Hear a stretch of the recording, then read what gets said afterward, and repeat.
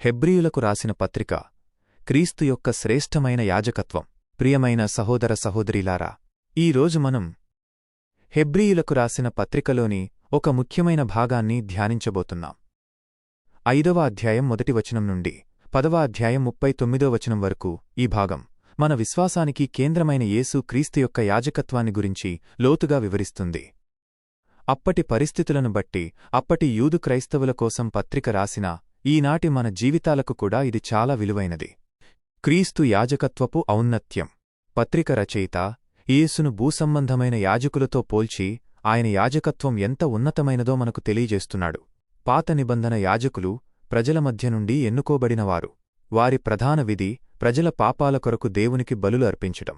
వారు కూడా మానవ బలహీనతలు ఉన్నవారు కాబట్టి తమ పాపాల కోసం కూడా బలి అర్పించవలసి వచ్చేది.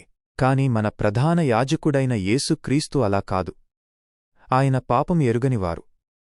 ఆయన తనను తాను మన పాపాల కోసం బలిగా అర్పించుకున్నారు. యోహాను సువార్త 1వ అధ్యాయంలో లోక పాపమును మోసికొనిపోవు దేవుని గొర్రెపిల్ల అని యోహాను బాప్తిస్మమిచ్చువాడు యేసు గురించి చెప్పిన విషయం మనకు తెలుసు. యేసు ఒకసారి చేసిన ఆ బలి ఎప్పటికీ సంపూర్ణమైనది. అందుకే హెబ్రీ పత్రికలో చెప్పినట్లుగా ఆయన నిత్యము నిలిచియున్న యాజకుడు. యోగ్యతలలో క్రీస్తు సాటిలేనివాడు. పాత నిబంధనలో ఉన్న యాజకులందరూ ఆరోను వంశానికి చెందినవారు. వారు కేవలం దేవుని ధర్మశాస్త్రం ప్రకారం మాత్రమే యాజకత్వం చేయగలరు. అయితే యేసు యొక్క యాజకత్వం ధర్మశాస్త్రం ప్రకారం కాదు. అది మరింత ఉన్నతమైనది, ప్రాచీనమైనది. ఈ విషయాన్ని అర్థం చేసుకోవడానికి పత్రిక రచయిత మల్కీసెదెకు అనే ఒక ఆశ్చర్యకరమైన వ్యక్తి గురించి ప్రస్తావిస్తారు. ఆదికాండంలో అబ్రహాము మల్కీసెదెకును కలుసుకుంటాడు. మల్కీసెదెకు సాలెమురాజు, మహోన్నతుడైన దేవుని యాజకుడు. అతని తండ్రి ఎవరో, తల్లి ఎవరో, వంశావళి ఏమిటో, జనన మరణాల గురించి ఏమీ వ్రాయబడలేదు. మల్కీసెదెకు పేరుకు గ్రీకు భాషలో నీతిరాజు అని అర్థం. ఇతడు యేసుకు ఒక గొప్ప చిహ్నంగా ఉన్నాడు. మల్కీసెదెకు యాజకత్వం లేవీయుల యాజకత్వం కంటే ముందే ఉంది. అది మరింత ఉన్నతమైనది. క్రీస్తు నుండి దిగజారకుండా హెచ్చరిక. పత్రిక రచయిత యూదు క్రైస్తవులకు ఒక తీవ్రమైన హెచ్చరిక ఇస్తున్నారు. క్రీస్తుని విసర్జించి తిరిగి పాత నిబంధన నియమాల్లోకి వెళ్ళిపోవద్దు అని ఆయన హెచ్చరిస్తున్నాడు. ఈ రోజుల్లో మనం దీనిని ఎలా అన్వయించుకోవాలి? కొంతమంది క్రైస్తవులు రక్షణ పొందిన తర్వాత కూడా దేవుని కృపమీద ఆధారపడకుండా తమ స్వంత క్రియలమీద, నియమాలమీద ఆధారపడాలని అనుకుంటారు. ఇది చాలా ప్రమాదకరమైన ఆలోచన. క్రీస్తు మనకోసం చేసిన సంపూర్ణ బలిని మనం చిన్నబుచ్చినట్లే. అందుకే పత్రిక రచయిత పరిణితి చెందకుండా క్రీస్తు యొక్క ప్రాథమిక బోధనలకు మాత్రమే అతుక్కుని ఉండవద్దు అని బోధిస్తున్నాడు. మనం క్రీస్తులో పరిణితి చెందాలి, విశ్వాసంలో ముందుకు సాగాలి. క్రీస్తు వచ్చిన యాజకత్వం చాలా ఉన్నతమైనది.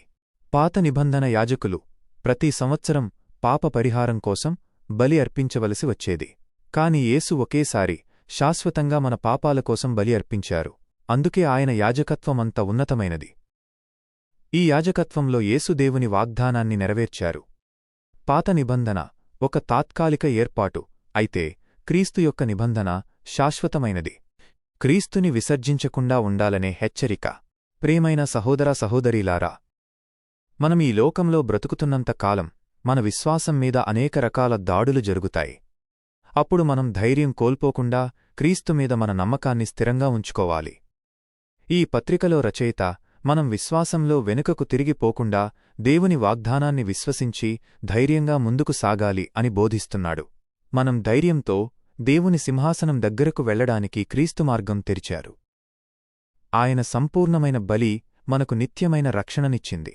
అందుకే మనం క్రీస్తులో ఉన్నామని విశ్వసించి ఆ నమ్మకాన్ని పట్టుకొని ఉందాం.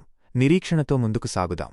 క్రీస్తులో ఉన్న మన గొప్ప ఆధిక్యత ఏమిటంటే మనం ఆయన ద్వారా దేవుని సన్నిధిలోకి నేరుగా వెళ్లగలుగుతున్నాం. ఇది ఎంత గొప్ప ఆధిక్యత! మనం ఎవరినో మధ్యవర్తిగా కోరకుండా మన ప్రధాన యాజకుడైన యేసు ద్వారా దేవుని సన్నిధిలోకి ధైర్యంగా వెళ్లవచ్చు. ఈ వాక్యం మన హృదయాలను కదిలించుగాక. మనం క్రీస్తును నిరాకరించకుండా ఆయన మనకోసం చేసిన త్యాగాన్ని జ్ఞాపకం చేసుకుంటూ మన విశ్వాసాన్ని చివరి వరకు పట్టుకుని ఉందాం. ఆమేన్.